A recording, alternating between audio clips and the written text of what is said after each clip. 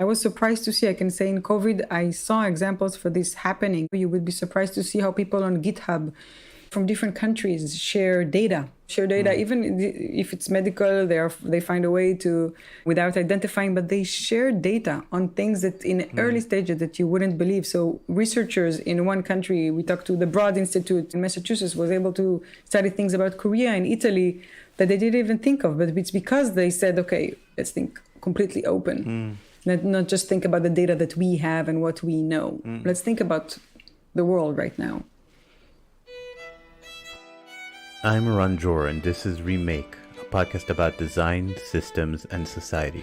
In each episode, I talk to someone who's trying to change our lives for the better in some meaningful way, whether through a new product, new venture, or a new way of looking at the world. And I try to understand how they came to it, what makes them tick, and what we can learn from them. Today I'm talking to Dr. Hila Lifshitz-Assaf. Hila is an associate professor at NYU Stern. She is also faculty associate at Harvard's Lab for Innovation Science. Her work received the prestigious Inspire grant from the National Science Foundation and has been recognized to have a strong impact on industry. It's also been taught at a variety of institutions around the world, including MIT, Harvard, Stanford, Wharton, London Business School, Columbia, and Carnegie Mellon. Hila spent 3 years at NASA studying their adoption of open innovation processes, which led to many insights and an award-winning dissertation and paper. She continues to investigate new innovation processes such as crowdsourcing, open source, open online innovation communities, Wikipedia, hackathons, makeathons, etc. In this conversation, we discuss how her childhood experience instilled in her a sincere curiosity towards everyday things and the freedom to explore them. How her journey through law, business, and strategic consulting revealed the limitations that they imposed. Her 3-year research project at NASA, and what it was like to be a fly on the wall in the offices and meeting places of NASA, and what she learned from observing how they implemented open innovation. What we know about effective management for innovation and creativity, and what we can learn from hackathons, makeathons, and different innovation processes for large organizations, and how all of this is affected by COVID and the need to work remotely. So let's jump right in with Dr. Hila Lifshitz-Assaf. I'm sitting here across the screen from Dr. Hila Lifshitz-Assaf. Hila, welcome to the podcast. Thank you. Great to be here. Great. I'll start, as I usually start these days, with just checking in to see how you're doing during COVID and just in general. There's always some unpleasant news, so just checking in how you're doing, to see how you're doing. Thank you. I'm doing well, luckily. It's crazy times. Every day has its own news. I would say that it's for an academic and a researcher like me on the stuff that I work, on one hand, it's a fascinating time, and I feel like there's so many things I should be doing and both studying but trying also to help, and maybe I should do this or that. And on the other hand, then you feel you're so you're like, oh, this thing is now a mutation. And every time you think maybe you can help with this, maybe you can try with this, it surprises you. So I think it's an interesting situation to be in, to try to think as an academic, what is my role? How should I help? What are we doing as academics? What type of knowledge are we producing? Is it helpful? Is it not? When is it helpful? To whom? And teaching is different, of course. I'm teaching remotely. It was a big transition for me. Initially, like my students, I was also a bit disheartened by the fact that I will not be in class with them. And I like to teach and feel the students and the flow of things.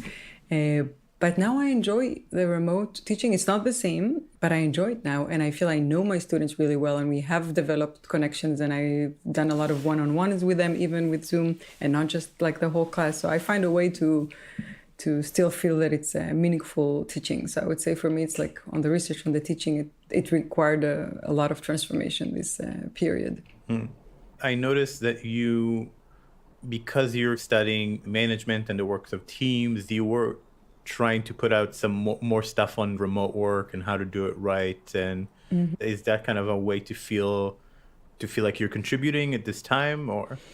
So The thing that I was contributing to, I would say, if at all, like we're all small, of course, in this big fight against COVID, but was actually on hackathons, and I participated and led and mentored a lot of teams from February, like from the beginning of COVID eruption, basically, all the big hackathons, especially one that I'm still involved with is the EU versus virus. It was a huge 20,000 participants hackathon, out of which came out 27 new startups working for COVID, and they still are running, and there is a lot of support. So I would say that was my part, that I tried to implement what I studied about hackathons and how we can accelerate innovation in this period when acceleration is needed.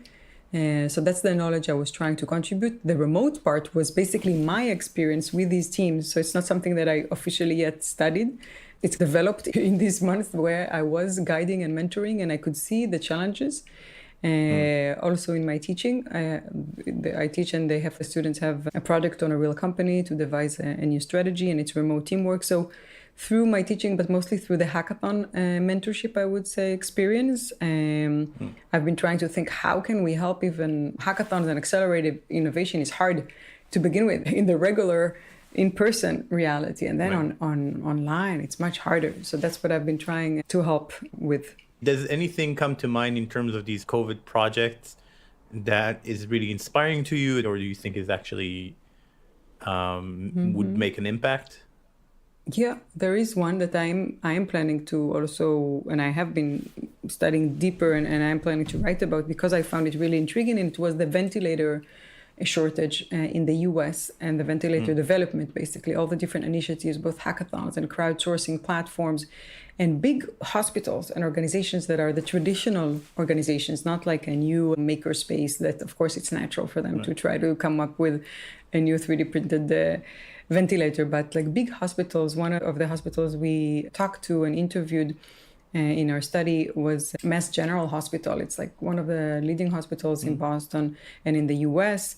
And they decided, and the physicians there decided to initiate, instead of the traditional model of just themselves with some companies, they had themselves and companies, but instead of trying to invent it all themselves, they open it to the crowd, they open it to anyone to innovate together, but in a very speedy, accelerated, different format. So this is something that I'm still looking into. We are in touch with them because some of them are now moving to manufacturing. And it's something that is worth, if you want, we can talk about it more in detail, but it's really worth, I think, looking into how can companies, organizations really try to use the new tools that we have, especially now that we're all remote, and to open their innovation to speed it up, because that's what we need. Yeah. And we'll definitely talk more about these systems of innovation that you've studied. Any lesson from this one particular project that you think is something that kind of stayed with you? Definitely. Yeah, it's I call it now. So what I realized is that I try to compare how is what they're doing now different from what I know from the last 10 years I've been studying open innovation and crowdsourcing. So how is that different? Is different. And I saw that it was different in the fact that they tried to think about all the things that usually happen after innovation. In the sense, innovation has these two very distinct and almost contradicting parts. The first part is the creative, the fun part, the juices, all the way to prototyping, let's say. And the second part, which some people call product typing, because it's manufacturing, legal, procurement, supply chain. It's like some people may call the boring part, others can say it's the efficiency, right? It's the well-oiled machine part. These two parts usually very separate. But in these times, because they realized it's not just about a great idea or a great prototype, I got to get all the way to manufacturing. There are people that need the ventilator. They did something different, and they brought a lot of the elements from the second part of the manufacturing to the first part. So they mixed it up. So I try to think like, how do I even call it? This is something different that I haven't seen in studying innovation processes for all these years. And I even thought, okay, is it maybe like you flip something, but it's not completely flipping because you can start completely with the end. So I call it the end starting innovation because they did bring some things from the end to the start. And I'm looking at which element did they infuse? How did they infuse, let's say, the legal requirements into the creative part without ruining it? Because you don't want to like think about legal first thing that you're trying to ideate. Right. But so they did it, let's say, in these like tacit ways, the documents that the teams worked on were already the type of documents that they could then quickly submit to the FDA or to any improvement that they wanted. So it wasn't like killing the creativity by enforcing all these efficiency parts, but they did infuse it in interesting new ways. So indeed, that starting innovation process is something that I find interesting and could be relevant beyond COVID to accelerate innovation when it's really about, I need to get it manufactured fast, not just ideated fast. Yeah. No, that's wonderful. And in this case, part of the problem that you need to solve, right? So it's very organic where you tackle that stuff. That's fascinating. And COVID makes me think, and we'll get into the kind of normal podcast beat in a second, but the power of a crisis, like certain things are so hard or impossible to change in ordinary times, but once there is a crisis, suddenly everybody's working from home. It's fine. Like it turns out it wasn't such a big deal after all, right? And I just saw in the big daily newspaper in Israel, 40% of Israelis said they're not coming back for a full week, or even more. 50% said we're not going back to the office for a full week, and I'll quit if you try to make me, right? It's the power of a real crisis, right, in producing change. Yeah, unfortunately, many times change is awaiting a need, right? Like it cannot just happen. So I've been teaching digital strategy for years, for instance. And we've been talking to different companies and organizations. And I always do it with companies and organizations because I'm a field researcher. So I believe both in research and in teaching, even in bringing the field, combining the insights from the field with academic knowledge. So I bring a lot of different field experts and I do live cases with these different companies. And it's amazing to see. So a lot of those things that people that were saying we should be more digitized as a company, we should have a digital strategy for years. Now they don't have a choice. Now it's okay, like this industry has to change. This company has to change. So in that sense, it is an incentive and a driver for change. On what you said on the remote work, I think it's a pendulum and we are not yet in a position to see where it's landing. Like I think we have moved from one extreme of people being in the office, wasting a lot of time on other things, to another extreme of being people at home, locked down, isolated. It is maybe more productive, but it's not necessarily the most thing that is the best thing for creativity, right? So it's maybe more productive, but depends for what type of task. Collaboration, a lot of interpersonal relationships are disappearing at work, even I'm talking about in companies. So for a while it's working. I'm not sure it can work in a sustained way. This way, I do think there are hybrids, and that's where we will go. I don't think there is any reason to go all the way there or all the way to where we are now. But different hybrids and different combinations, even for different projects. It could be that on one project you will not need, because it's a team that you've been working with for 10 years, you won't need to meet them, or you will like to meet them because you get the rhythm of working in person differently. And on another project, people will prefer to work differently. So I think it's much more nuanced than like this black and white thing that we have today. Interesting. Yeah, and maybe you will have time to get back to those hybrids and what you think about them. Yeah, especially in the stuff that you're doing, for instance, a design sprint, right? Some parts of it, you can imagine that some parts of it really require the in-person, everyone together in a room, brainstorming, working fast. Others, not necessarily. You don't necessarily need to have them in the room. Even you want the isolation. You want every person to think differently, to think alone, to leverage the time zone difference. All of a sudden became something you can leverage. Right? Yeah. When you have team members all over the world and they work remotely. So it creates interesting new dynamics, but I don't think we know yet what they are. Like, what's the right formula? We're just experimenting. For sure. And yeah, it's been a big experiment for us. And we've had a purely in-person, a purely remote, and then purely like different hybrid models that we tried. And and for us too, we've been learning a lot from this crisis, right? Like the things that we used to fly anywhere, like we never used to do remote. Cool. So now I want to maybe take a step back, and this is something that I always do in the beginning, is I try to find a pattern, a long-lasting pattern with the guest. And so my question for you is, what's something that you've believed or held since childhood that still guides you today and is still active in your life today? And if you need a second to think about it, take your time. I think it's curiosity. curiosity that leads to growth, to discovery, to self-development, but curiosity is a driving force. I think. And how did that express itself when you were a kid? How do you think that developed? How did it get started? Yeah. To be honest, I think it's my mother. Like, I was the first kid in my family, and she was my everything for all the first years that I was alone, me and her. In the first few years, somewhere in a university campus in the United States.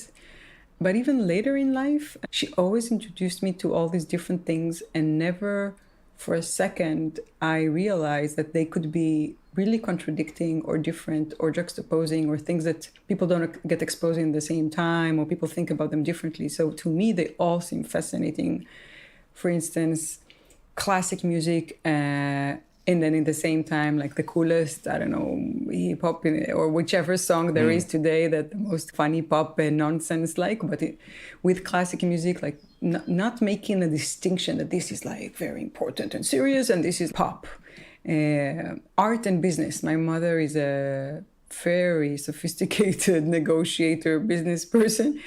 And she's an artist. Like, she paints, she sculptures, like she has these amazing hands. And I never thought there's either or. Like, only growing up, I understood it's weird or it's rare to have both, like to be able to do both, to sit on contracts in real estate, and then in the morning to create a sculpture and to talk to me about like the movement of the sculpture and the hands. Like, I always thought that's just, so it's created a lot of curiosity, and she inspired me in that sense to think that everything is interesting, because like it could be an idea for a sculpture, but it could also be the way that this grocery man is like running its shop, right? If we would go on the street, we could analyze this, and in the same way we could analyze the movement of the wind on the leaves, and would it be a cool sculpture or not? So there was something around everything is interesting and there is more to learn, and always like pursuing the next thing that you don't know. So she would always go to enrichment classes and share with me her notebooks and like whatever she would learn. Even after we would go to sleep, she would go to like Open University, what used to be Zoom. And before Zoom, they had all these like ways of studying remotely.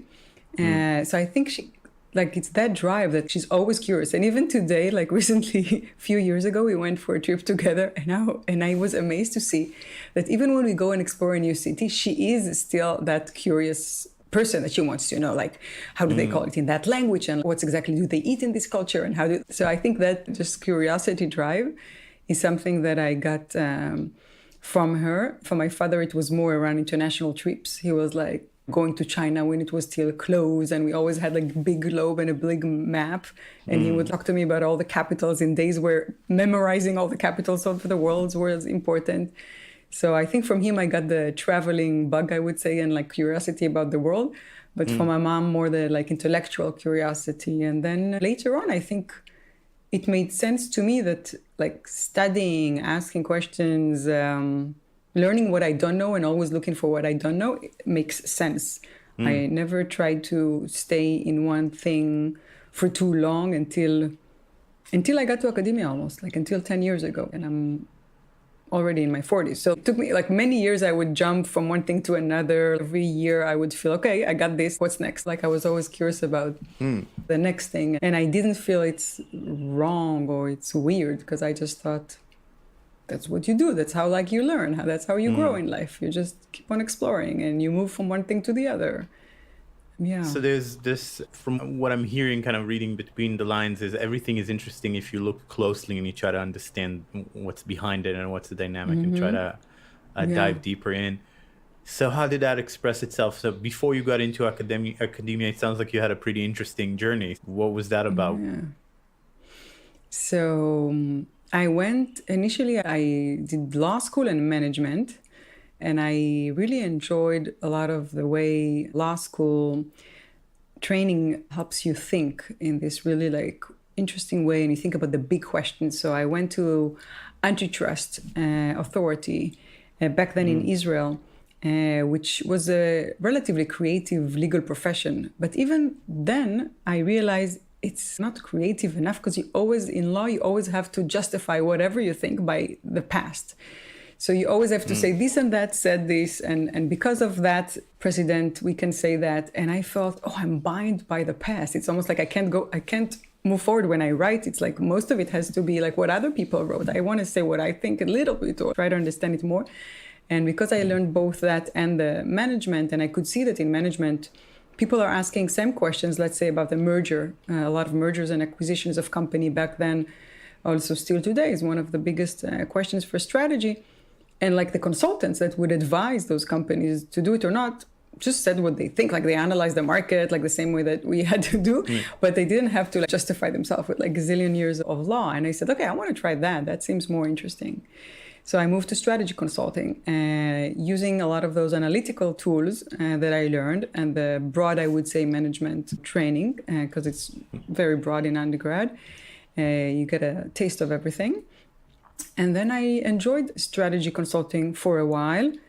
But then when I went to companies and I could see that after we leave, it doesn't necessarily mean that whatever we said is going to happen. Like I realized that, okay, the one interesting part is the intellectual part. But then I was curious, okay, what's going to happen with all these recommendations? And do they really implement those changes? And what's happening? And I could see that, for instance, we would do a lot of those innovation, creativity type of workshops, all these things. And 3 months later, great ideas came out, and there was a lot of excitement in the end of the workshop. 3 months later, I would talk to someone from the company. Did anything happen? No, this happened. And I was like, wait a minute. So all this power and energy that I'm investing in something, what does it make? Is there any impact? Does it make any change?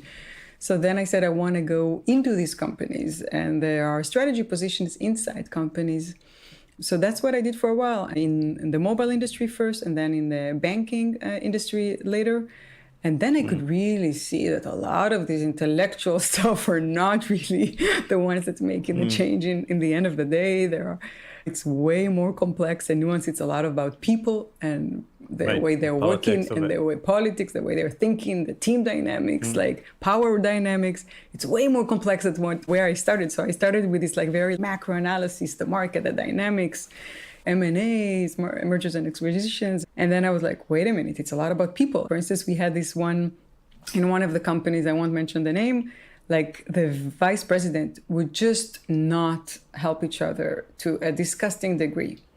And it's all about these power struggles. And I said, okay, let's try on them all the theories and everything that I know. And we tried every time. Like we would change their incentive structure. We would give them, your annual bonus would be dependent on the performance of the other division. Let's see if now it changes. Nope. And let's try these. And nope. And then I realized, wow, I got to really spend more time in understanding people and how they work and how they think. And that led me a little bit to, I would say, move away from the field level and the industry level into understanding people, talking to people, like listening to them, interviewing them inside the company. So we would be like under the CEO, but I would spend time with the different people, like on each project that I would do, and talk to them and listen to them and just spend some time with them to really understand the work from their perspective. And only then I would bring recommendations to top management, not in the classic, let's say, the McKinsey way, which is just analyze, say what you think. For instance, I had a big debate about it with one of my colleagues who came from McKinsey and said, do it the McKinsey way, just like start with the titles. And so literally, like that back then, at least, that's how they teach. It's like, they would start with the titles of the slides, assuming that this is what's going to happen. Like you don't talk to the people that let's say you're doing a research project, like an internal consulting project on how you can improve AI in sales.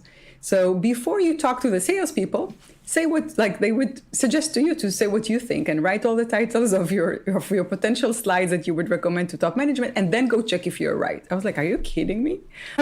First I got to talk to people, see what they think, like then think. And it took me years to understand that these debates are meaningful. And like in academia, there are people that are both camps.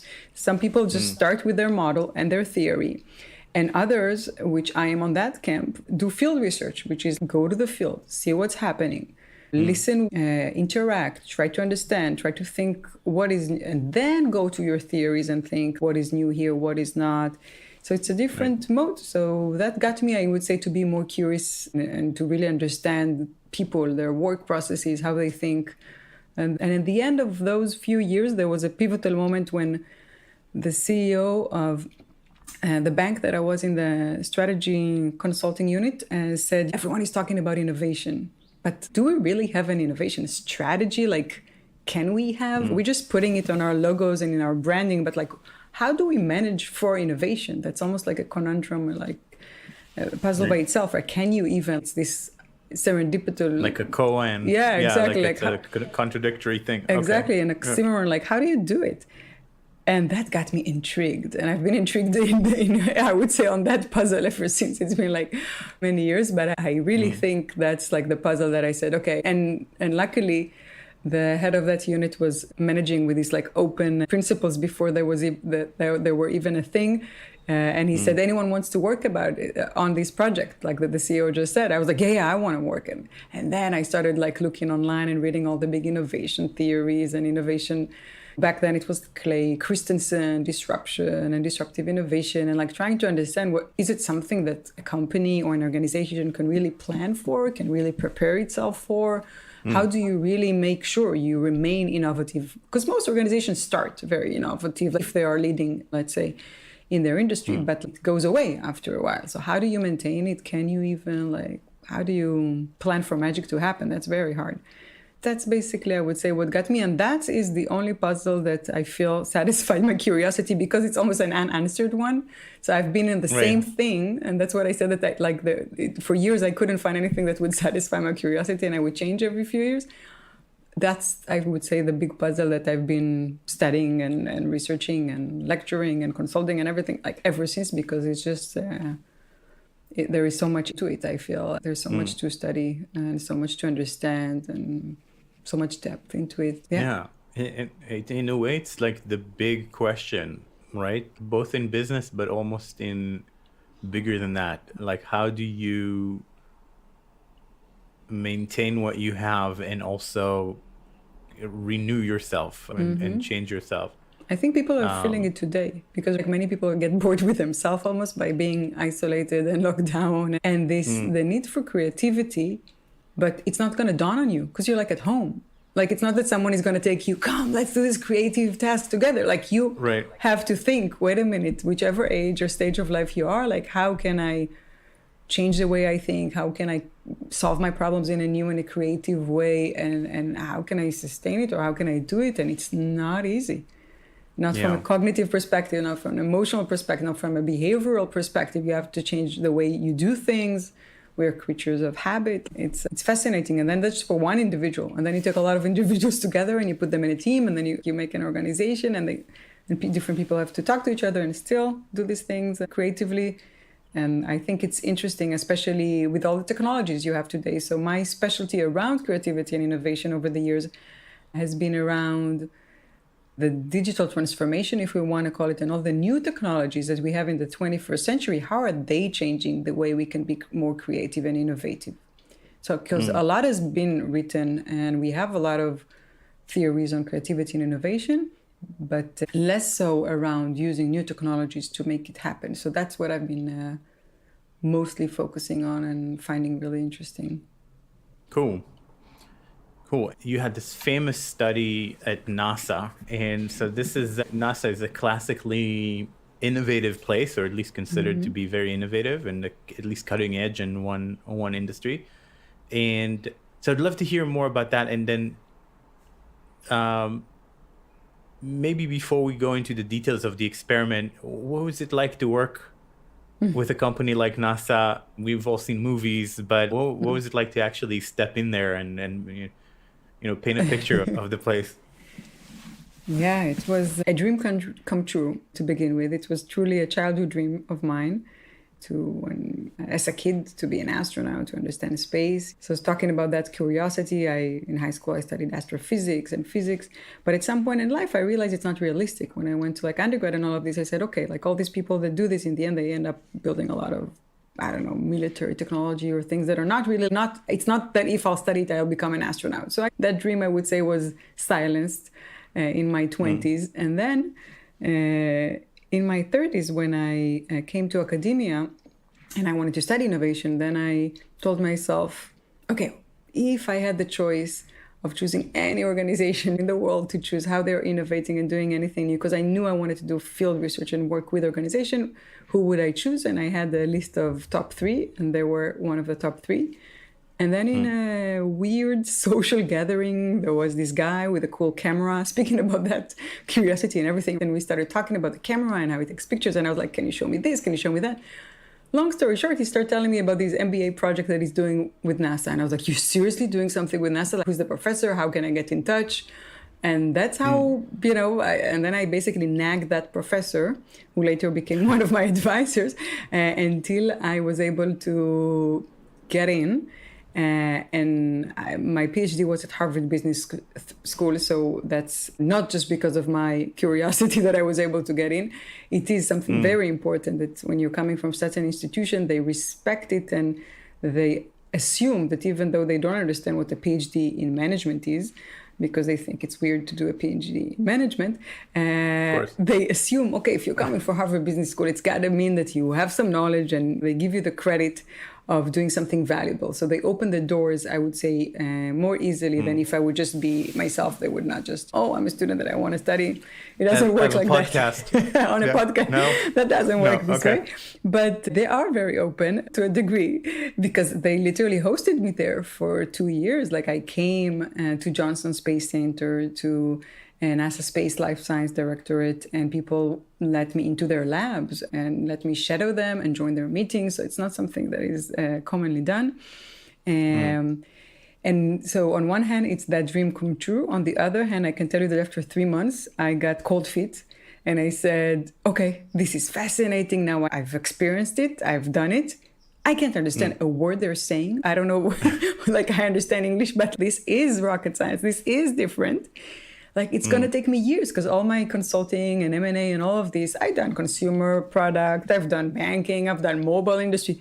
I don't understand any of the science and the technology they're talking about. How will I even be able to understand? I want to listen to them, but I don't understand what they're talking about. So even if I listen carefully, it doesn't make sense to me.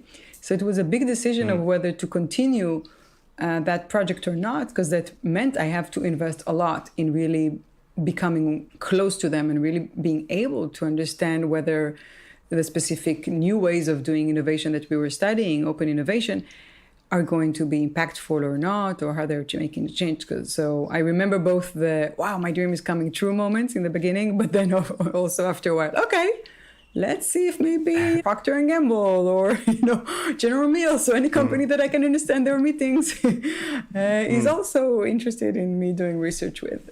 So it took a while to gain the ability and the confidence, and to spend more time there to be able to really understand all the different labs.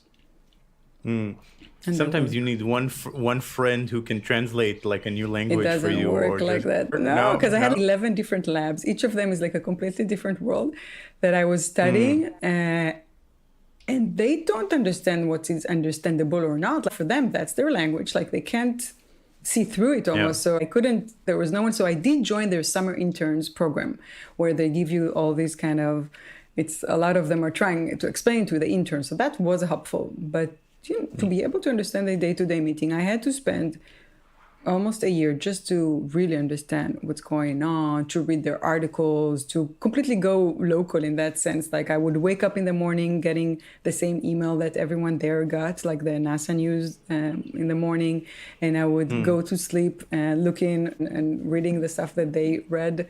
So for a while, this is what I did. But I would go back and forth this was Texas, and my PhD was in Boston, and I lived there. So I would go back and forth, and that really helped me, because every time, otherwise I would not complete, I think, the PhD. I would just be so fascinated by what they do. I would just want to stay with NASA. I wouldn't want to write about it. So every time I would go back to HBS, then I would think, okay, what's actually new here theoretically? That's movement that I told you about, listening to people, but then thinking, okay, is this new? Is that different? Is this surprising theoretically? Like, what do we know from an academic research perspective, like, about this? Because some of the things that you can find interesting as a person are not interesting theoretically, right? So a lot of the knowledge and a lot of the things that I learned, I'm never going to write about, because they're not new or they're not relevant to knowledge, to management theories. But some were, and to be able to tease apart, it takes a lot of time. Interesting. So before we dive into what you actually found out I'm trying to satisfy childhood curiosity about so Your what own, is you mean? my own, Okay, yeah, cool. and maybe other people, but what is it like?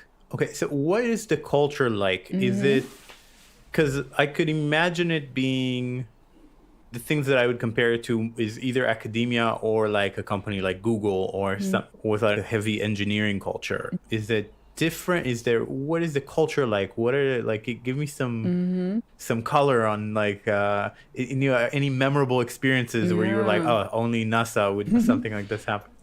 Definitely. So I think it's really a unique culture and it's very local. So, for instance, NASA's space life science is very different than the robotics. And like every space center, there are 10 space centers for NASA. People sometimes think about it as one organization, but let's say Ames Space Centers, it has nothing to do with the culture of Johnson. Like it's completely different. Right. So I would say every space center, because it's more engineering or less, has its own culture.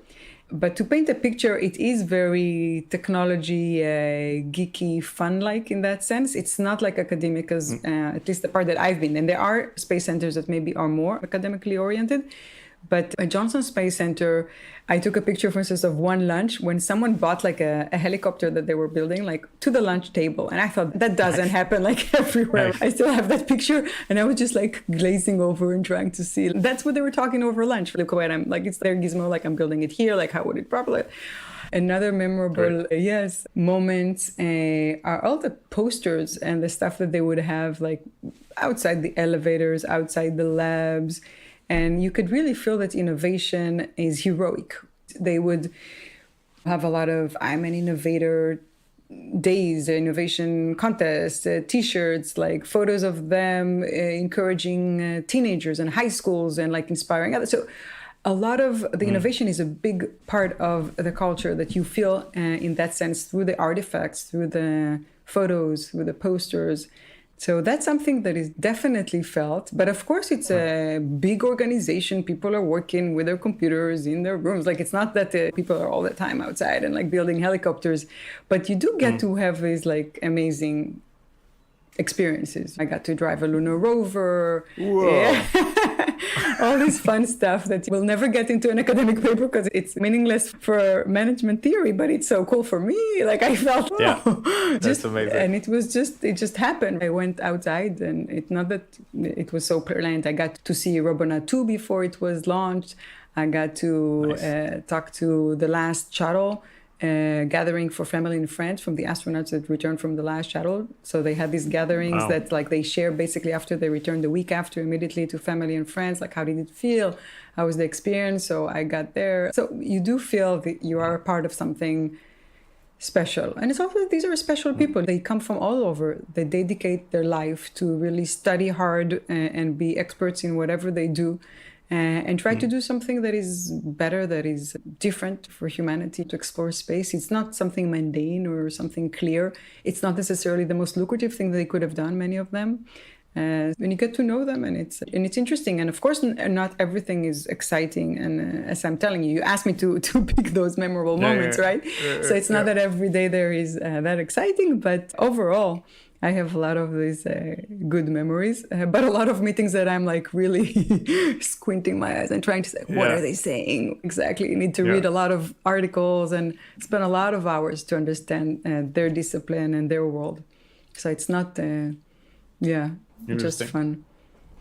I have a theory that certain places you only end up in if you really have a passion, and those places have just a different culture by definition, because everyone who's there is doing it for love of doing it.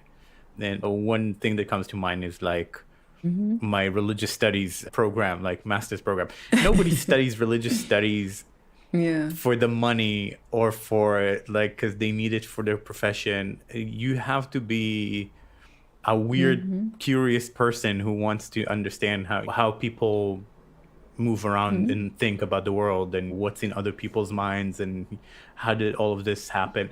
And whenever I walk into this place, you can feel it. Like you can feel it in the air. There's nobody here, or there's most people here are here for the right reasons, and that I hope matters so. I don't a lot. know if it stays if it's like sustainable. That's the only thing. I think it does Because as humans, I think we change.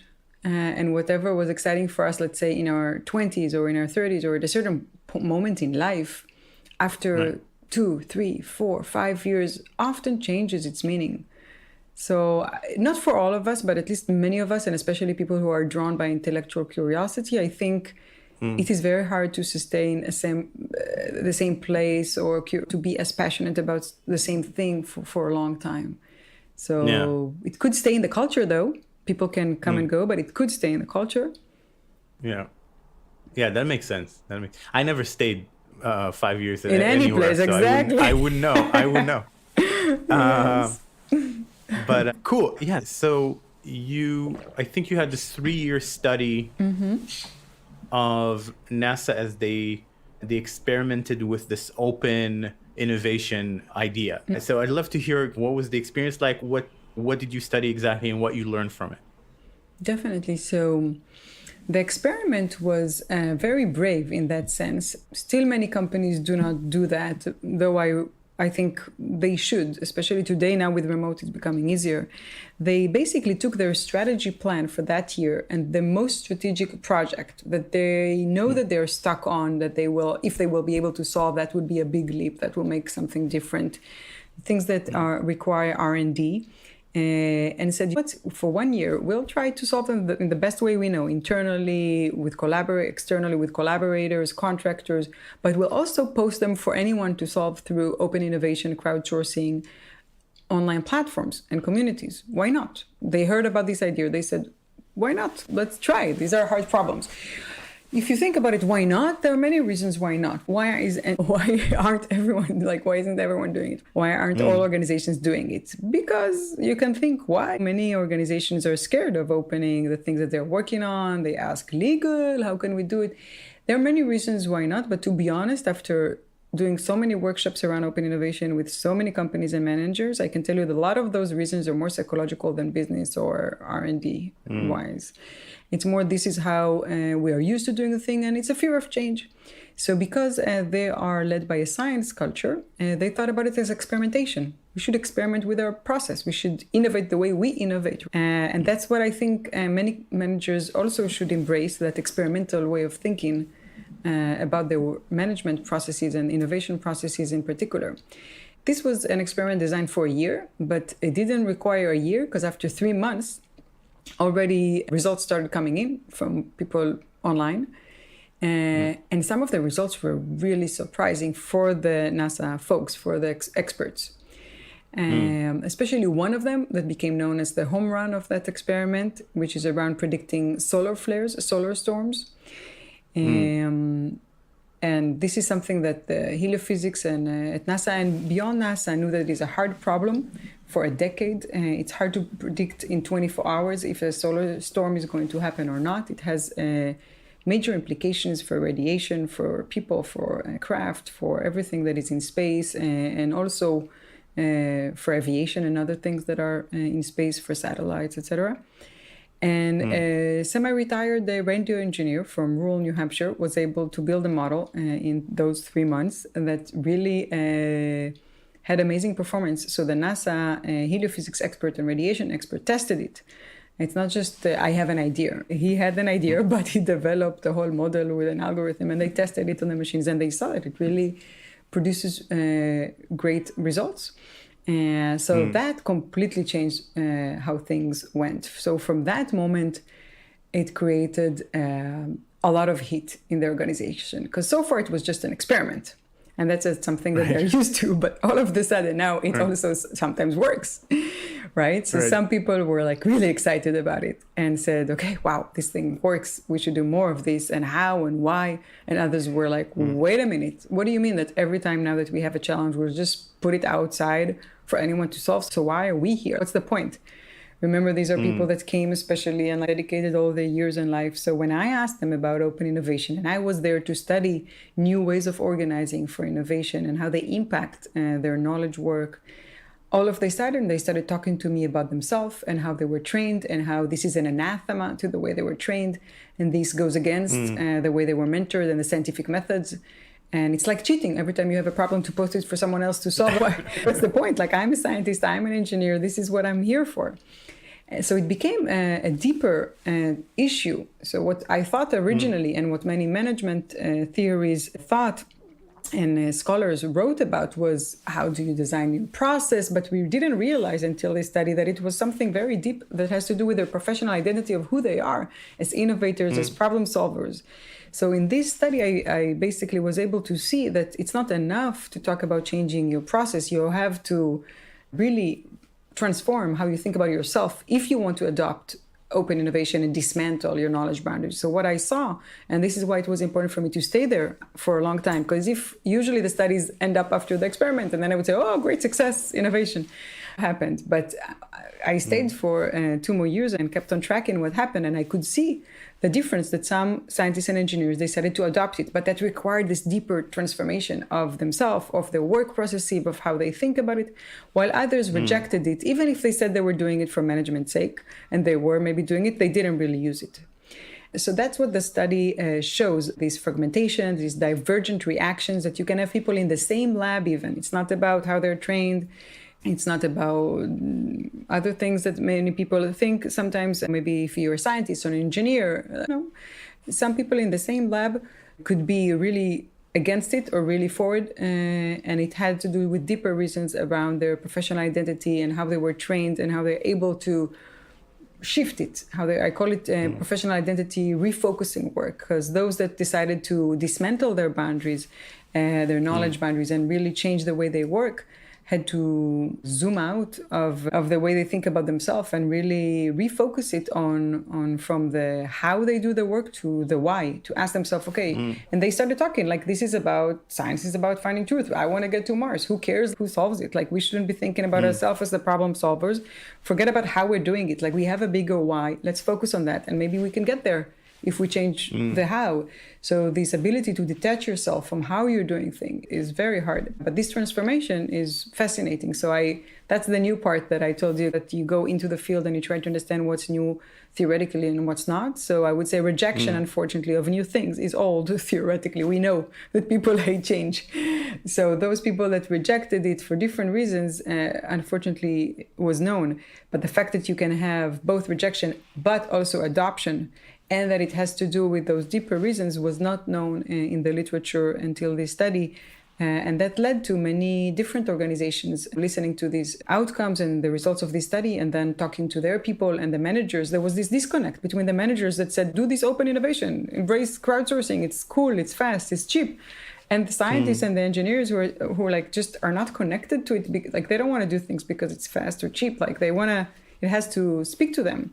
So those that were able to really connect to it and say, I believe in this, I think it can enhance my capabilities. I can see this change empowering. I can see this transforming for the good. They adopted it. Those that didn't told their managers, sure, but it never really got implemented. And I see it again and again in companies that disconnect, unfortunately. Interesting. And it's interesting that it comes down to identity, because I'm involved in Buddhist philosophy and wrote my thesis on Buddhist philosophy. And Buddhist philosophy deals a whole lot with the dangers of a rigid identity. And a lot of the meditation techniques, if you dig deeper into why are we even meditating, why are we doing this, it's to come in direct contact with the constructed nature of identity and how it's made up, and you can change it and understand how malleable it is. And so it's really interesting to hear that. It's this cognitive flexibility, in an innovation, we call it. Yes. So we call it cognitive flexibility, exactly this malleable nature that you're talking about, this ability of some professionals to really change how they think about themselves, to be able to detach, to shift, to transform. The one thing I did see that can explain the difference between the people that were able to do that, so I don't have information about their meditation habits, but I could see that there was a difference in the way they were trained over the years. And so I went all the way to look into their history. And because many people kept on asking me, how do you explain that some people were able and some were not? Is it science versus engineering, men versus women? No. This PhD versus that? No. Tenure? No. Age? No. So what is it? So I don't think there is one thing. We are complex, dynamic human beings, But I do think the way we are trained and what we do in our life matters. So what I found is those that had this cognitive flexibility and the ability to refocus their professional identity and transform were the ones that moved between disciplines and domains over the years. And the ones that did not, on average, I'm talking about, grew up vertically in that sense, in the same discipline, in the same domain. So I think it explains the ability to detach yourself or not. Because if you grow up thinking in one domain and getting used to the way a domain or a discipline thinks, even if you move between organizations, but you're working, let's say, in the same food chemistry, it could be in a big company, it could be in a small one, but it gets into you the way a specific discipline thinks, the way it works. And then you start thinking that this, how you do the work is the what, is the important thing. And now I'm seeing it also, by the way, with AI. Like every time that you have a big change, a new technology that is trying to disrupt the way you work and requires you to detach from the how you do your work, it's very hard. Even though in the beginning, when you go to school, maybe you think, if you're a doctor, you think you want to heal people and save people. If you're a lawyer, you think about justice. But over the years, when you start practicing your profession, most people get attached to the how. And then when the how get disrupted, all of a sudden, you mean, I'm not going to just sit and write a paper. I can put it on crowdsourcing platform. Wait a minute. Like, you think it's against what you believe? Not necessarily. But it's just because you've been trained and you've been doing it for so many years that you think this is the important thing. Not necessarily. I recently heard a lot of talk about openness to experience as something that might be, to new experiences, might be something that's even genetic. There is a personality trait. There are big studies in psychology around personality traits.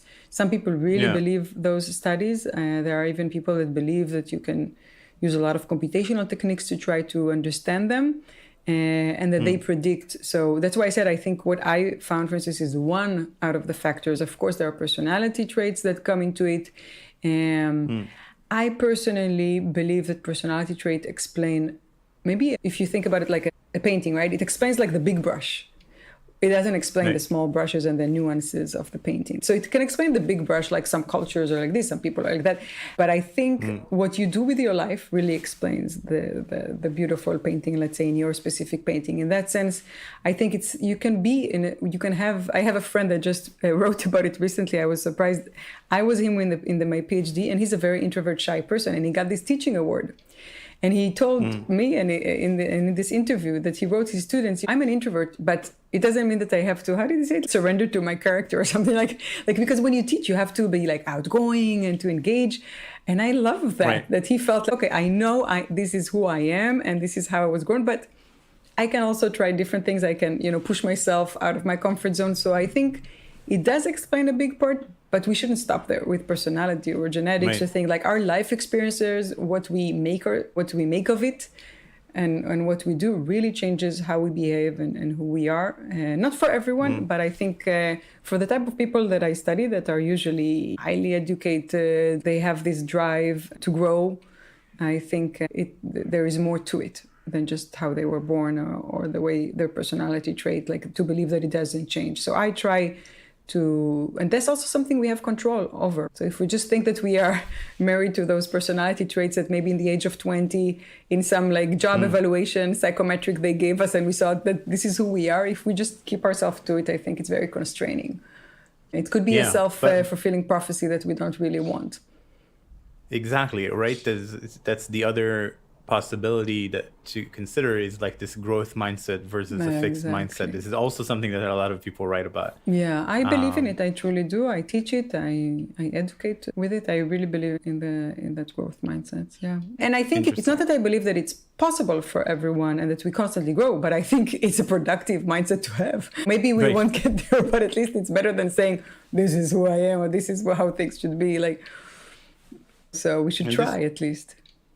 This relates to design thinking and design approaches also, because actually the last conversation I had in the last episode that came out was with Dave Evans, who's at the design school at Stanford. And he said one thing that's rarely discussed is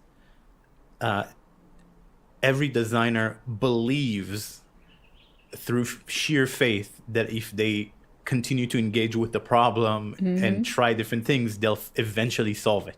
If you don't have that belief that you can do it, then you don't do it and you won't succeed for sure. Yeah. And it definitely That's resonated great. with me from in my personal life. It's like I come to a project, I have no idea that there is a solution or that I will find it, but I act like I'm 100% sure that I will solve it, because that's the only way to actually solve it. I agree. Or if you would stand aside and look at it and say, oh, maybe it's an unsolvable problem, that will make you think completely different, right? You will lose half of your motivation and half of your ideas in your head. You will build them up before you even start thinking about them.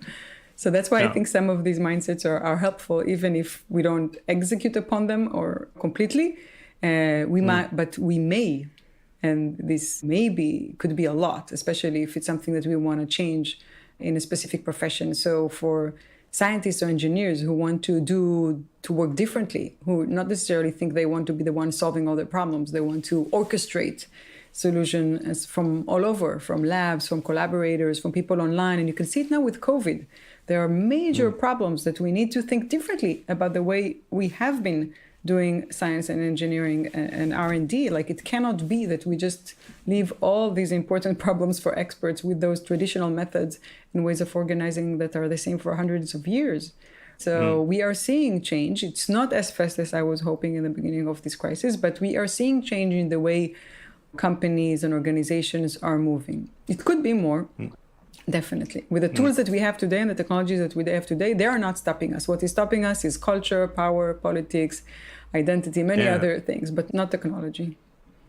That's what shocked me when I heard that Moderna had essentially the same vaccine that we have now, 2 days after they got the sample, which was well before anyone in the US even died of it, like super early. Took them 2 days to synthesize a vaccine. And then now it was like a year later, we're just starting to give it to people. Yeah. And I'm sure there's some testing you have to do. But I would say it's an example of many other things. So vaccine have to be it's something that has to be carefully tested, of course.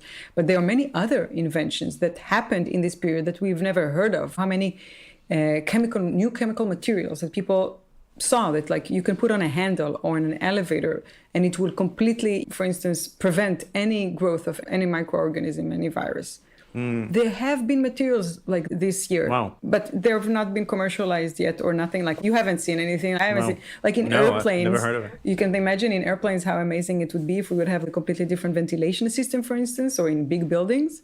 There are technologies, but it's very slow. So the transition from that idea to the full execution, that's the hard part where many good things die. Yeah, this reminds me of something I keep going to that Aristotle said, which he gives me hope, but it also explains a lot of things. Is like that evil is just the absence of good. It's not anything specific. So the reason why these things haven't been commercialized is because nobody good came in and commercialized them, or there's only so much good in the world, and it prioritizes, and then some things just never happen because there wasn't anyone to do it. I don't know if I agree with that. That could be simplifying it. No, I think I think that goes to that heroic thinking about innovation, which is beautiful, but also not necessarily realistic. So I don't think it's about good or bad. I think it's about disadvantages and weaknesses of the system and organizations and the way things run, which could be done differently. And some of it is more economic reasons and incentives, and some of it is ignorance of us as consumers, the ability that we could have to influence, and the fact that we drink the Kool-Aid of whoever tells us what's the right thing to do at a certain point, of the companies, basically. So I think it's more nuanced than that. I like the quote, but I think to explain why we don't see all these technologies that we could have seen this year, that's not enough. I almost feel that's a whole different podcast section, I would say, if we ever want to talk about from idea to execution. For sure. Why is it failing? How come all these great ideas are not becoming a reality? Yes, many people are afraid of investing in this period. There are at least 5 different reasons I could map that are good people and good intentions, but that are creating this failure that we are now in, I would say. You could think of so many creative solutions to solve some of the problems we are facing, even beyond the vaccines and drugs, which are like the hardcore, let's say, that you require experts. But a lot of the other problems, right, for business, for new business strategy, for a lot of those technologies could happen. It's just that we're not used to doing changes so fast and to innovating so fast. The innovation system is very slow. It grinds slowly. It moves slowly. And even with a crisis, as you said, that is really an impetus for change, still it's moving slow. And I think that's what I meant. So when I think of this quote, I don't mean good people versus bad people. What I mean is like functional. And so the reason these systems were dysfunctional was because they weren't functional. Nobody at a previous time built a functional system to do this, and therefore it's dysfunctional. And the same thing with, I think most of the suffering in the world today, it's not that there's someone evil trying to cause harm. It's that nobody built the right function to do the right thing. And so it's not there. So which for me is both hopeful and It is both. I can see how it's simultaneously optimistic and pessimistic. Yeah. Definitely. But ask me about things that I know, like around innovation. I can't talk about good and evil in the world. That's like way over my head. It's a kind of function. It's a kind of function. That's hard. These days, it's hard to talk about good and bad. Yes. So bringing it into innovation, which was going to be my next question anyway, is you talk about, which I really love, one of your articles about embracing a little chaos for innovation, allowing certain amount of chaos. Yes. So something about order and chaos that is interesting. If you can unpack that for me, I think that will be super interesting. So after doing the NASA study that I told you about, I did a different study a few years after, completely different, in contrast of spending 3 years in one organization and seeing the long transformation. I spent 3 days in hackathons every time. And for a year, I moved between hackathons and makeathons. And I tried to understand how it works, because it's a phenomenon that we are all aware of. And I think many of us have participated, at least in one hackathon of a kind. But we don't know a lot about them besides, I would say, from an academic perspective, besides the popular press that can tell you this is great, this is how you should do it. We don't really know like when it works, when it doesn't, how, what. So it's a lot of knowledge that is out there with practitioners and with people who are leading it. But we cannot teach it. We don't know whether it's, working or not for managers, for companies. And many people will say that it has lost its meaning, even that it's become like this fad, and that people they call everything now a hackathon. So it doesn't mean anything. It's like diluted. As long as there's pizza. Exactly. Let's like hack this, let's hack that. Like it's hackathon session. Like they call 4 hours of brainstorming. It's a hackathon. So if everything is a hackathon, what is a hackathon? So for a year, I spent, all these 3 days hackathons or 2 days hackathons. And then I said, okay, what's interesting here? What's new here?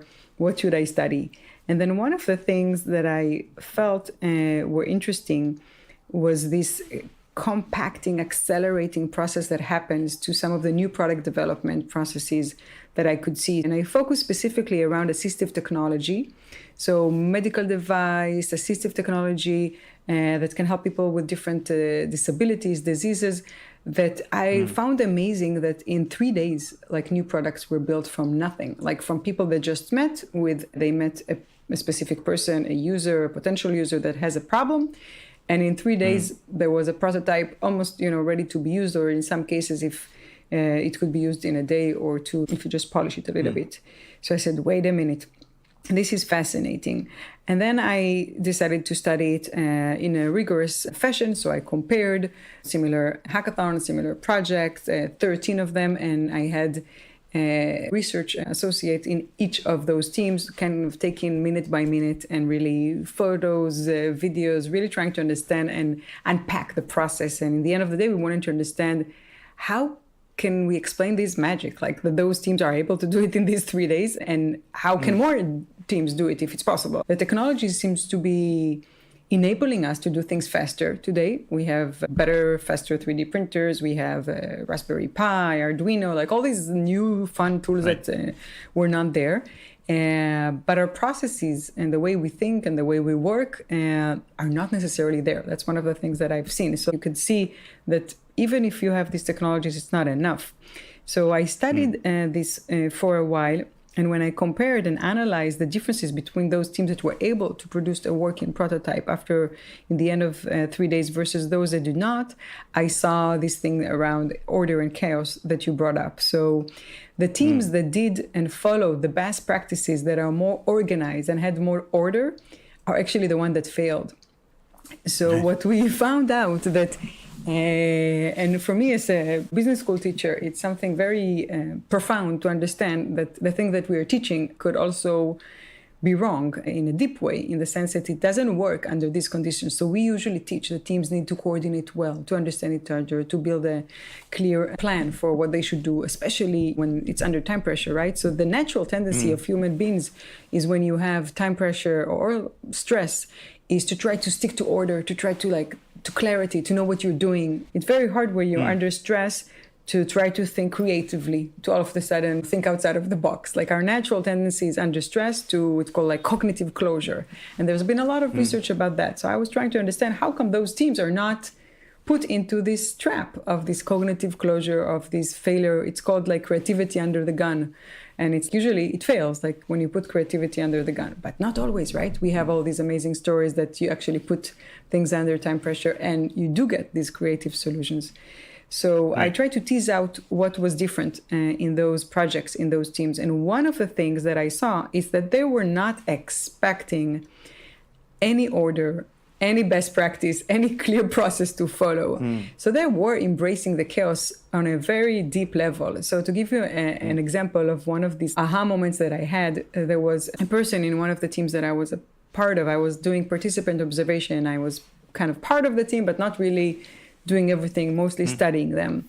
And there was a moment that she didn't know what to use. And there were two different potential engines she was looking at. And these are hardware projects. And I asked her, what do you think? And she looked at me I'm gonna try both. She didn't even understand, why would I even stop for a second to think which one is gonna work better? She has no idea. And all she's trying to do is to test and test and test. And this hyper experimental mindset, I would say, where you don't think there is any chance you're gonna know what is gonna work. And it's very hard to do when you're under time pressure and with new people. So that was it's easy to do experimental when you're in a Google or in a place that gives you the affordance and the time and the money to now just experiment about it. But when you just met people that you don't know, and you have to find a way to work well together, and you only have 3 days, and there is a really user that is really in need for this, so it creates also this kind of emotional pressure.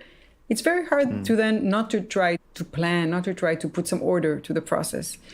But it is a trap. So I would say every time that teams run into new conditions of, on one hand, a creative task, like a new product development or new product design, on the other hand, extreme time pressure, you have to work against that natural tendency to bring order, to bring your best practices. So what we saw in the other teams that brought order, what do I mean by order?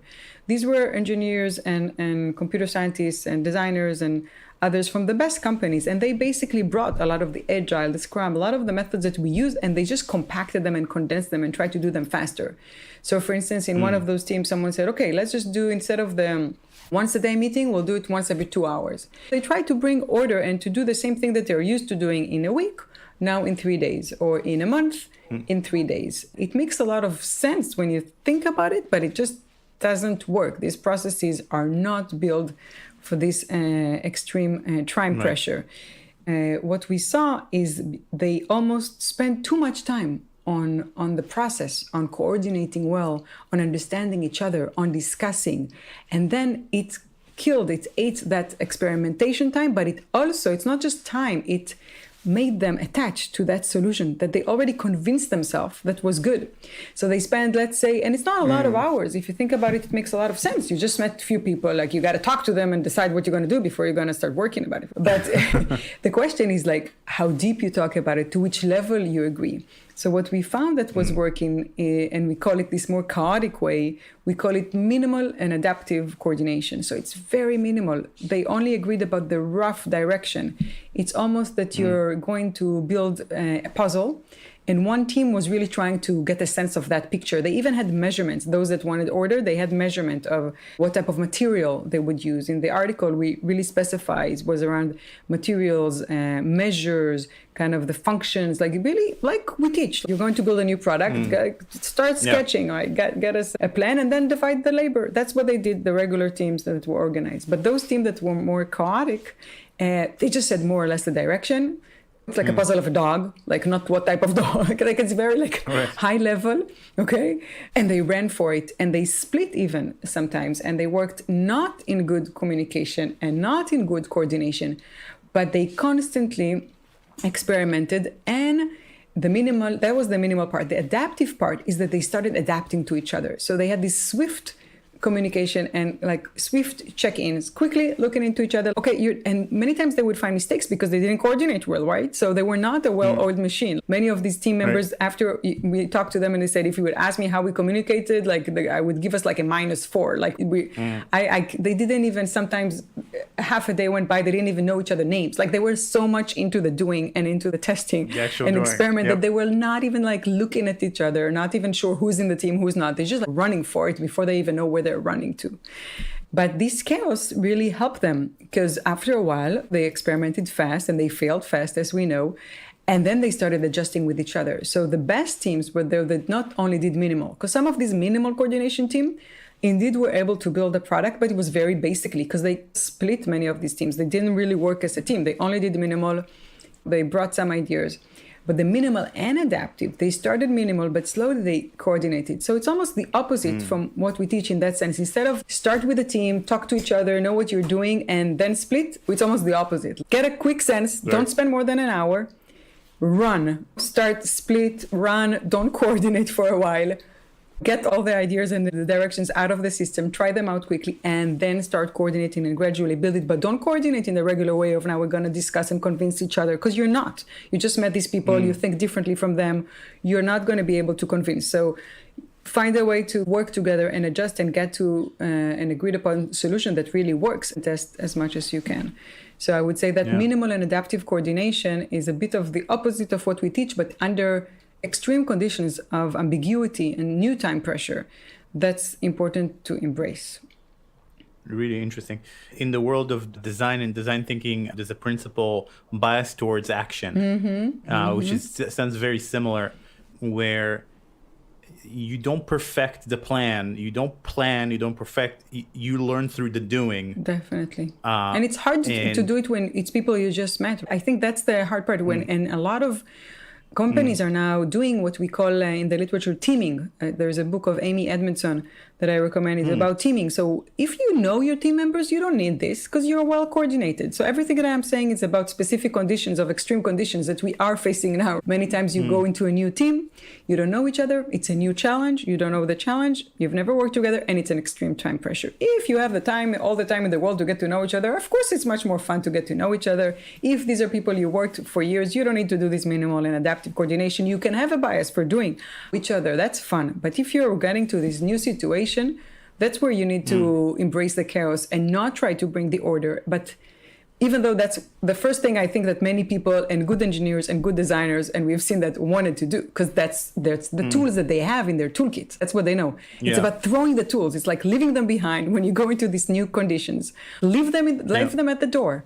Don't think they're going to work. New conditions require new tools, new processes. And I think that's also part of what's really hard now with COVID, right? We have completely new conditions, and they create a lot of ambiguity and a lot of personal stress. And then we want to cling to what we know, even if it doesn't work. We try to squeeze it into, even about what we said in the beginning of the conversation, the remote versus not. Like the nature of work has not changed yet, which is stupid. because it should. Like, right, the world has changed everything. So we do it in Zoom, but we assume it's going to be the same type of work. That doesn't make sense. Like, we got to change the work processes themselves. Like, we cannot use the same tools and the same process when the conditions are so fundamentally different. Yeah, so let's talk a little bit about the remote work and what you've seen in terms of how things should change. Are there any new thoughts, new experiments that are exciting, new directions? So remote work, to begin with, I have bad news in that sense when it comes to creativity. So I'm not going to be the one that is going to say, I love working remotely personally, right? It's fun. But for creativity, I can work. I have a new dress code that I invented. I don't know if you heard of. I'm joking, but it's like business casual. Pajamas. It's PJ casual, yeah. You can be like PJ business, so like I'm half business and like half pajamas. Like it's a lot of fun, right? There are a lot of good things about working remotely. But for creativity, it goes up to a certain point. So I would say it's great for the first phase of each person thinking alone. Maybe it can contradict the groupthink biases and problems that we have in organizations. But at some point, you want for this experimentation to happen in a team, you need this cumulative interaction that one builds on each other, right? This recombination of idea. What is innovation? Is recombination of ideas that exist already in one domain, but you put it in a different way in another domain. So it's not about just thinking in yourself in your home until you get this aha moment. A lot of it is about recombining and retalking. And how can you do it in this sterile environment? So I would say a few things are missing. First is the physical stimulation. It's very sterile. So I recommend to many managers that do product design to rethink the physical work environment of their employees, to send them VR headsets, to play with gizmos, to bring their kids' toys, like to change their work environment. Like I recommend people to take their laptops to work outside, to work if they can on a lake or whatever, like to change with it. We are creatures that are impacted by our physical environment, right? That's why maker spaces are so much fun and everyone loves playing with the machines. When you experiment, it's something tactical. You experiment with an environment. So I would say that's the easy part. Let's say that's solved. Let's say managers get it, that they can't just expect people to sit in their bedrooms and to be creative in their bedrooms for a year almost now, right? And to be as creative as they were before. I would say the harder part is the working process. So everything that I told you about, the magic that happened in those teams, had to do with the visible workflow that people had. They could see each other. They could adjust to each other because they could literally see, and if not, ask the person for a second. And what happens now with many of these remote teams, they don't see the work process. Maybe we see each other, but we're not co-creating something together. So we have better and better tools today, but they are even not always used to work together. So let's say the basic level is, of course, if you're writing code or if you're developing something, you're writing something together, there are a lot of collaborative tools. But we need to be much more thoughtful about how to keep those tools and to share with each other dirty work, not to wait until it's perfect. So what's happening now, I would say the failure that I see in a lot of these remote teams, people just met, it's new teams, they want to do a new design sprint, a new hackathon, a new challenge. They try to impress each other as much as they can online. So a lot of the failure that I see, that they are afraid of showing working process, basically. And everything that has to do with experimentation is about this visible workflow that you're able to see what the other person is doing, to build upon it, to try to. And if you are afraid of sharing, and oftentimes either afraid or just you don't, because it's like remote, it's in your notebook, it's in your laptop, and you're just on Zoom, like it's not shared. So what I warmly recommend to teams these days is to work constantly open. Open cameras may get creepy, so maybe just if you're like doing a hackathon for 2 days or something, to keep them open. But open work and shared work documents, work artifacts, constantly, that whichever time of the day the other person did something, you immediately see it and you can respond to it. Otherwise, it becomes sterile, and we don't see that like cumulative knowledge building on each other, and definitely not creativity. And the time zone is a different thing to play with and how to leverage it. So that's, I would say, the third thing that I see taking place is the time zone And there are interesting dynamics around it. It's not obvious how to play with it. And those teams that are able to leverage it and to almost look at it as a ball that they pass between each other, and they find a way that some are like overlapping and some are like in different time zones are working, that's great. But others are just falling between the time zone cracks. Yeah, that makes sense. I've worked across time zones most of my life. And yeah, some teams it works beautifully. Like you come in the morning and your work is ready because the other team just prepared everything for you. And then you have your whole day to do your work. And when they come in the morning, their job is ready for them. If you can do that's wonderful. Like you're essentially working almost 24/7 without any nobody's waiting for anybody ever. Yeah. But if you miss it, it could be the opposite. It could be compounded. It could be compounded there's waiting. Miscommunication, and you're doing something, it's not what they meant. And so I would say you have to invest way more in coordination and communication, in remote work, and in open shared documents. So I do not recommend managers to try online hackathons unless they have to with new teams these days. It's not something like a lot of people did it in the beginning of COVID because that seemed the most natural thing. But it took a while to understand it's really hard to do. Like it's very hard to work well. And the teams that we saw, for instance, in the EU versus virus, the teams that were better, were teams that already knew each other. It is too much to expect new people that just met each other to do it online on a new challenge. It's a bit too much sometimes. So it does work better for teams that know each other already and have the coordination part and the communication part checked. Yeah, interesting. And we definitely, when we do sprints, then we use certain tools like Figma that allows everyone, it's a design tool that allows everyone to see what everybody else is designing in real time. So I can come in and my designer could be working on a screen and I fix a typo or I do something. That's so important. And that works remotely too. So surprisingly, when we do sprints that are semi-remote, we sometimes have maybe 2 people in a room and the rest of distributed. So we have Zoom open for the entire day and we have Figma open for the entire day. And so we can jump in, say something, fix something. And open cameras is very important. Yes, open cameras, as I said, if it's for a limited time, a day, 2, even 3, a week feels very weird to have open cameras in someone's home the whole time.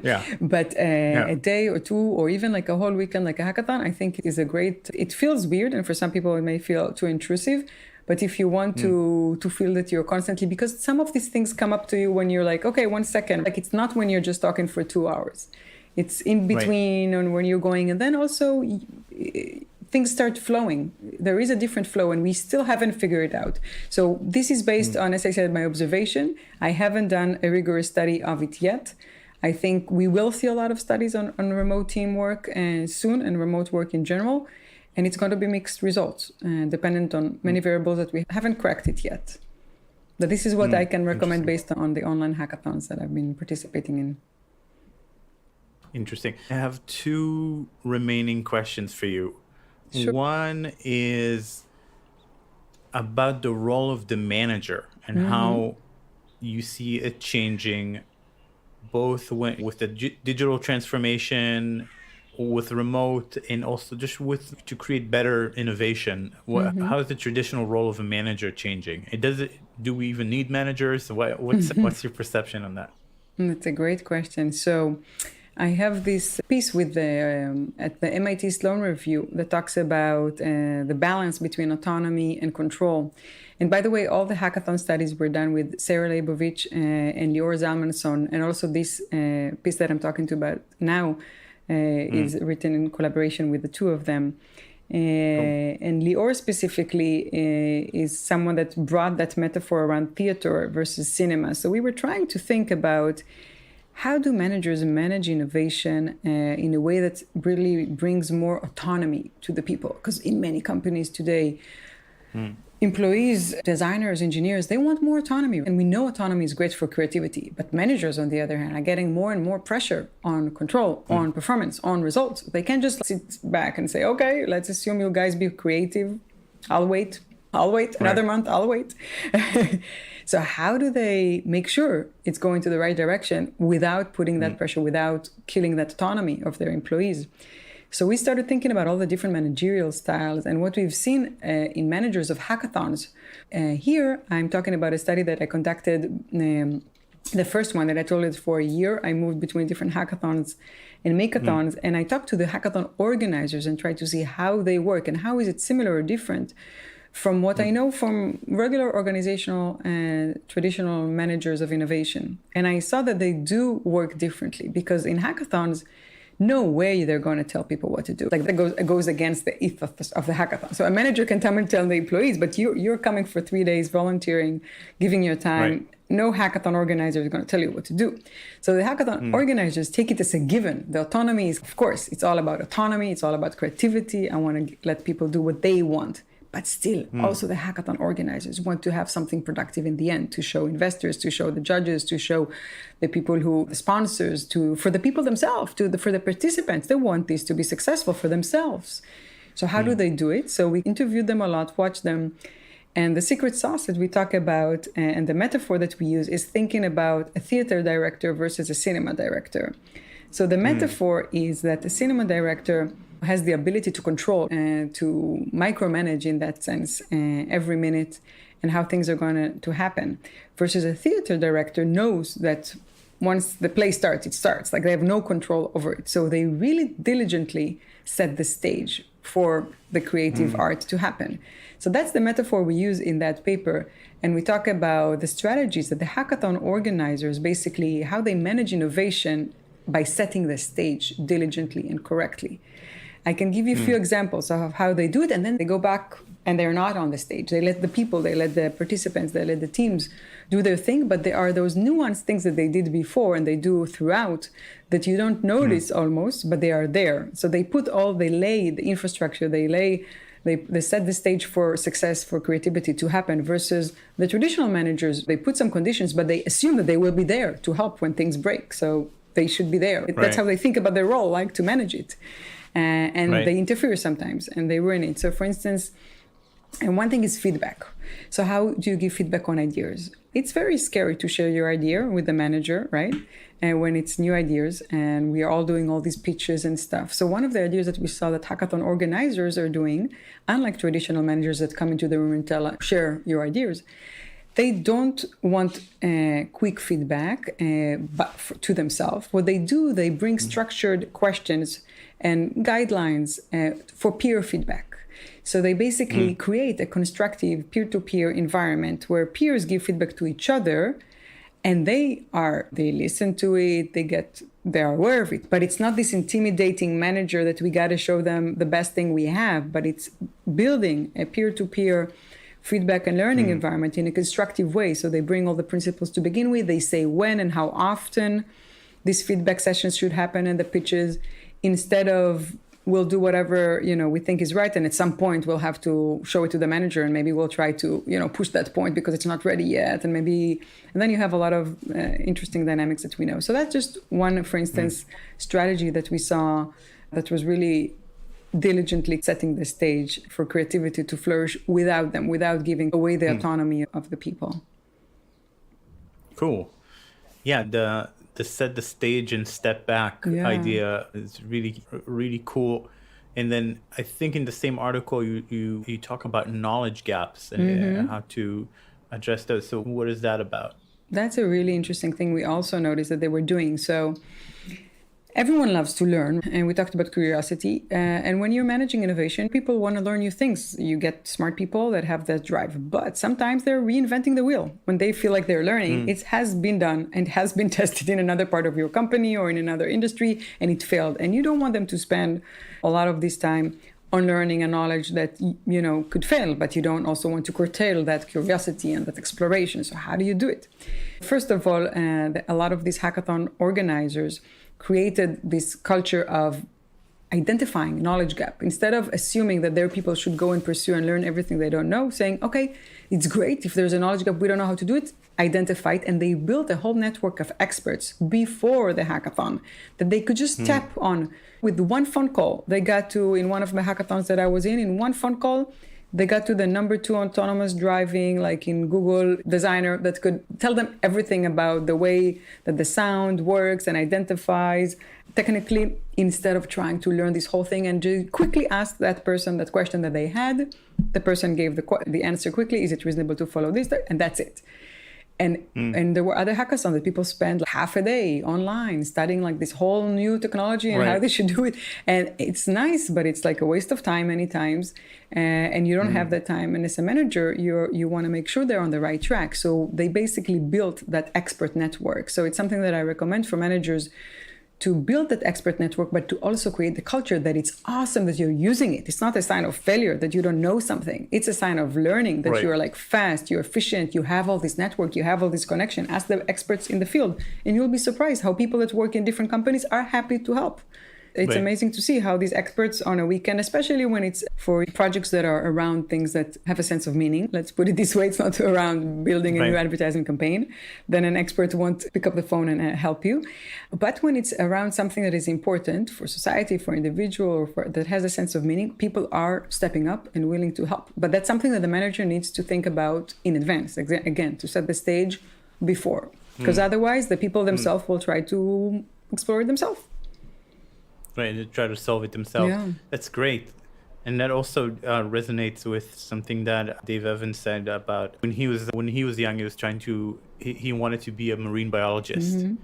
But he just assumed that he was going to have to figure everything out and then himself. And then years in terms of how to do it and then years later he found that he lived next to one of the biggest laboratories in the world, that he could have literally driven there for 15 minutes. And also his mother knew a lot of people who worked there and all this stuff that he just never used.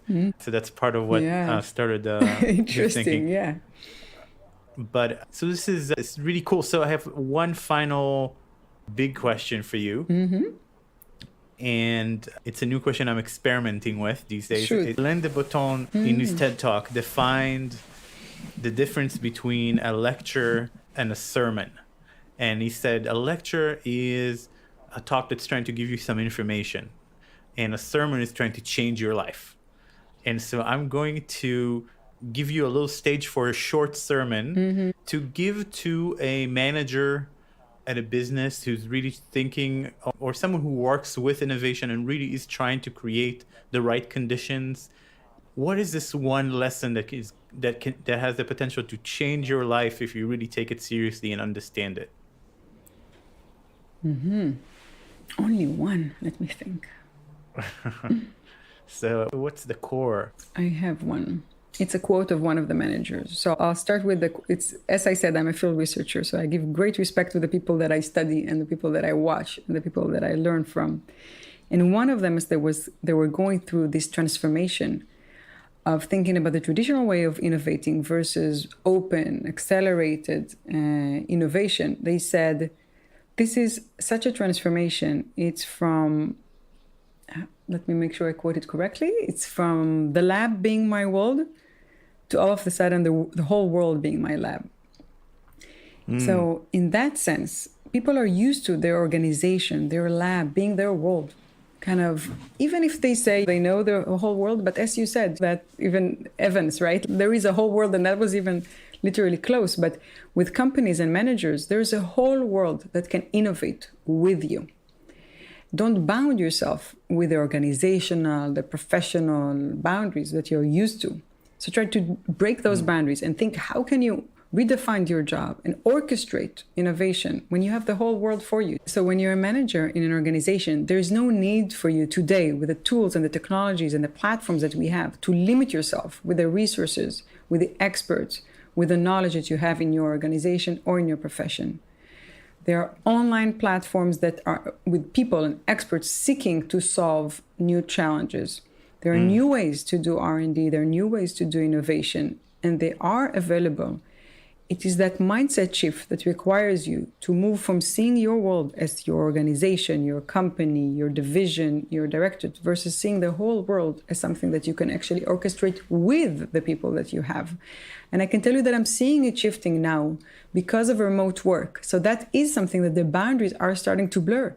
Because if everyone, you're no longer going just physically to your lab or going to your company. So when you were physically in our company, we also start thinking about that as our world. But now when we are in front of a screen, what's the difference if you have someone that is from your company, or if you're working with 10 people that are on online labor markets and online open source projects?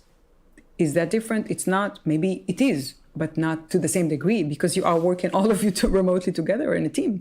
So I've heard about some companies now that one person is the orchestrating the R&D and on their strategic projects, and 1 out of 15, and all the other 14 are from different organizations, and they're doing it together remotely, for instance. So I'm not saying all the work has to move to that structure, but we should experiment, because it can't be that we have all these tools and we're still working in the old way, and things are moving slower than we should, and we need them to move. So there's no reason why not to use this special period, for good and bad, special to experiment with the way we're working.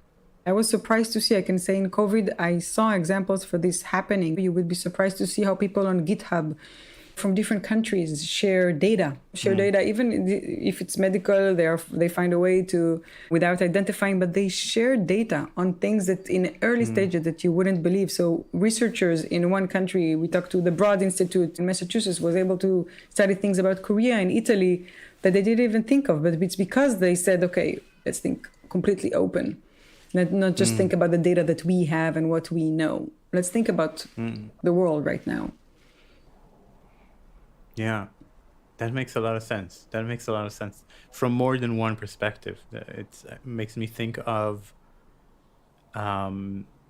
even some lessons in Buddhism, like about what's the boundary of who you are. It's fungible. Boundaries are definitely fungible and more permeable that we want to acknowledge. Like we keep those boundaries as if they're protecting us. They're not. They're inhibiting us from growth and from knowledge creation. Amazing. All right. Thank you so much. Thanks, Hila. This was a great conversation, and I think it will help a lot of people think about how to try different things in their organization. So thank you for your time. I appreciate your time. My pleasure. This was fun. All right, that's it for today. If you enjoyed the podcast and would like to support it, please consider writing a 5-star review in Apple's podcast app or wherever you're listening. It helps many more people discover the podcast and also makes us feel good. Current support for the podcast comes from my own design company, Remake Labs. We run design sprints all over the world, and our goal is to improve outcomes, whether in business or various organizations, through repeated and rapid design interventions. Now, until next time, be well, everyone. See you next week on Remake.